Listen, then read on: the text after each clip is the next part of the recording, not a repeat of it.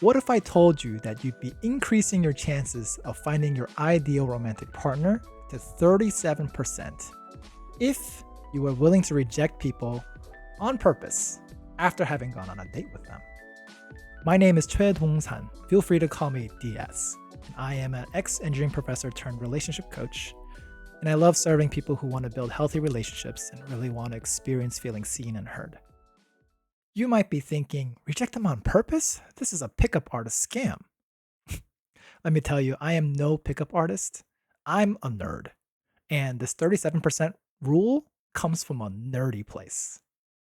The 37% rule is considered the optimal mathematical solution to what is called the secretary problem. And I decided that instead of going over the original problem, I'm going to translate that for you into the how many dates do I need to go on before finding my ideal romantic partner problem, so that it's more relevant. The only parameter we really need is how many people are you willing to date? 10, 50, 100? Doesn't matter. Your choice. I'm going to pick 100 because I'm currently watching this dating show, and one contestant has been on 100 match-made dates based on friend introduction. In Korean, these date introductions are called sogeting. The 37% rule prescribes that you intentionally reject the first 37%. So in this case, out of 100, that's 37 people. And for each person, you must rank them based on the qualities of your ideal romantic partner that are important to you. Obviously, after you've rejected someone, you're not allowed to go back and date them again. Now, after 37 intentional rejections, whenever you go on a date, you must determine if this person is better than the best rejected candidate. And if indeed they are better, that's the person you pick.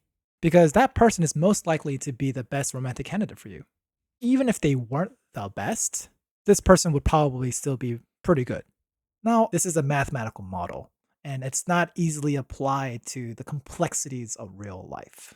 But that being said, it poses some interesting food for thought. Specifically, if you knew you were going to intentionally reject your date anyway, how would your date go? What would you ask? What would you say? You need this information to be able to rank them. And at the same time, you don't want this date to be like an interview, right? So, what is the kind of riz you need to create a good dating atmosphere and also get deep? Here's where I can provide some support. It's simpler than you think. Suggestion 1.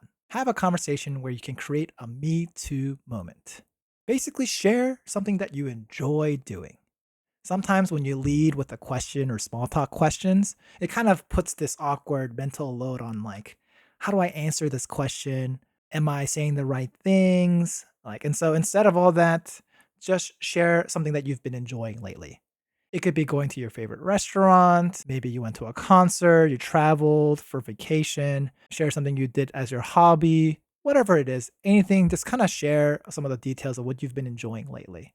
And by sharing a story and kind of the details that go along with it, it allows your date to latch on to the conversation so they can contribute comfortably in their own way without really answering a question prompt. And obviously, if they don't say anything and they're not really responsive, they don't know what to say, they think you're self centered because you're just talking about yourself, just ask them, right? Afterwards, just ask them, what is something that you enjoy doing lately, right? No pressure. The best response you want to try and create is the, oh, you do that? Me too. You like that? Me too, right? Whatever that may be, that's what you're trying to create because that creates a connection. It's like you understand what I understand, right? Like, oh, was that a Spider-Man meme? And obviously, you two are different people. And so there's going to be differences that arise. And so don't let that discourage you. Differences are also a wonderful way to connect. And so this brings us to suggestion number 2. Be curious about what makes them different. When differences arise, like preferences or opinions, ask them about it. Would you be willing to tell me more about how you formed that opinion? And really listen without any judgment. You're listening to understand. When we create space for someone to be different, and they feel like their difference is being heard and understood, it creates a sense of safety. And that's what you're trying to do here. I am allowed to be me, and what a feeling that is, especially on a date. Often people feel like they can't be themselves, right? Like they have to be dressed well, they have to look nice, sound cute, laugh appropriately, whatever it is. And in your case, when you're going to reject them anyway, you don't have to worry about that at all. Just get to know them. And when you're having this conversation, if you find something that they're passionate about, ask them more about that. Let them shine. I think people are the brightest when they share about something that they love. Like they can talk endlessly about it. That energy is contagious, and I think it's extremely attractive. And as you continue to create this kind of space and this dynamic, this brings us to suggestion number 3. Ask the important questions. Now, what do I mean by that? So these are the questions that you want to ask because you're trying to rank them. So you need to talk about the values that are important to you. And you can start by asking their permission to go a little deeper. Would you be open to some deeper questions? You're completely welcome to say no, that you're uncomfortable answering. Give them that out as well. Some topics you might want to cover are common reasons why people divorce, such as finances, relationship with the in-laws, substance abuse, kids, parenting, and sex. Other topics might be important to you like religion, pets, or love languages, whatever you want to talk about, right? Whatever's important to you. During these conversations about these values, it's very likely that differences may arise again. But remember suggestion number 2 and ask them about it. Ask them where it comes from, might be from their childhood, certain experiences that they've had. And remember to listen without judgment. You're here to understand. You don't have to agree with it. All the information that you're getting is good information for you to be able to rank them and determine what values that really you want your partner to share and what values that, I can tolerate this. And with that, I'll end my suggestions here. And you can feel free to reach out if you'd like more support. There's a link in my description if you want coaching support. Before you go, let me end with this last food for thought. With this 37% rule, you are rejecting people anyway. But the important part here is knowing why you would date them or why not.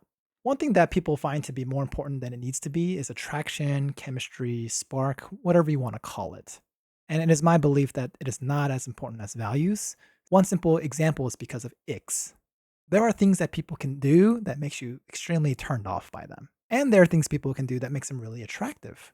So attraction is not as stable as values. Really try to create an objective standard versus a feeling in your ranking system. And also one warning is not to confuse emotional attachment with attraction. Those are two different things.